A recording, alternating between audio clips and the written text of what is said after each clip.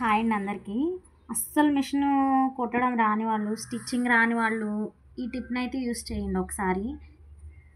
ఎలా అంటే ఈ బ్లౌజు ఇలా రివర్స్ చేసిన తర్వాత ఇదిగోండి నెక్ డౌన్ వచ్చేసరికి ఇదే కదా! దీని మీద ఇలా ఒకసారి ఇలా డ్రాయింగ్ అనేది చేసుకుంటా వచ్చేసేయండి.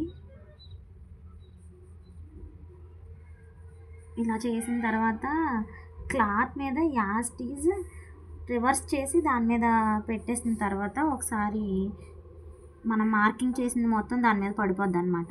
దాని మీద మళ్ళీ ఒక లైన్ అనేది డ్రాయింగ్ చేసుకొచ్చుకోవడమే. ఇదిగోండి చూడండి. ఈ టిప్ అనేది కటింగ్ అస్సలు రాని వాళ్ళు ఉంటారు చూడండి, వాళ్ళకి మాత్రమే. ఇదిగోండి ఇలా రివర్స్ చేసేసిన తర్వాత ఇదిగోండి ఇక్కడ ఒక 2 ఇంచెస్ అయితే గ్యాప్ వదులుకోండి, ఎందుకంటే నడుము పట్టీ కోసం. ఇదిగోండి ఇలా. ఇది స్మాల్ సైజ్ బ్లౌజే కాబట్టి నెక్ విడ్త్ అనేది మనం ఎప్పుడు కూడా 1.5 ఇంచ్ తీసుకుంటే సరిపోతుంది. ఇదిగోండి క్లాత్ని ఇలా ట్యాప్ చేస్తే కింద మార్కింగ్ అనేది పడిపోద్దండి. అదిగోండి లైట్గా పడిపోయింది. దీని మీద మనం మళ్ళీ డ్రాయింగ్ అనేది చేసుకోవాలి.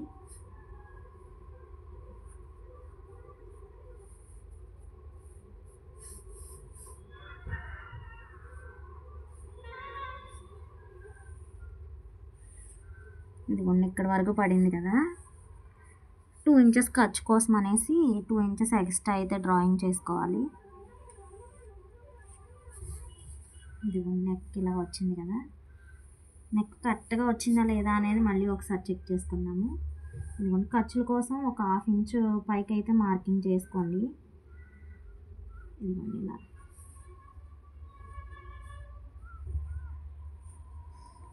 ఎలా వచ్చిందో ఒకసారి మళ్ళీ చూద్దాం కొలతలు వేసుకుని. ఇదిగోండి నెక్ ఇది. నెక్ డౌన్ వచ్చేసరికి చూడండి మనకి కరెక్ట్గా వచ్చిందా లేదా అనేది చూసుకుందాం.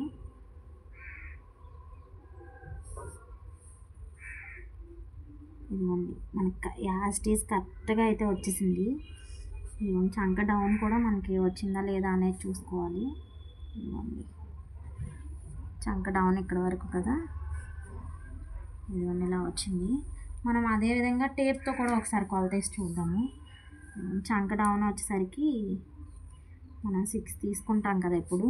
ఇదిగోండి ఇక్కడ వరకు ఒక డ్రాయింగ్ అనేది చేసుకున్నాం.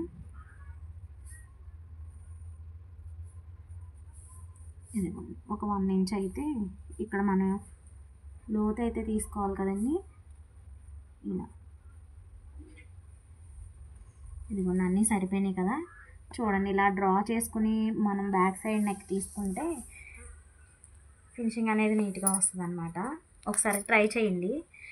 ట్రై చేసిన వాళ్ళు ఎలా వచ్చింది అనేది కామెంట్ సెక్షన్లో కామెంట్ చేయండి.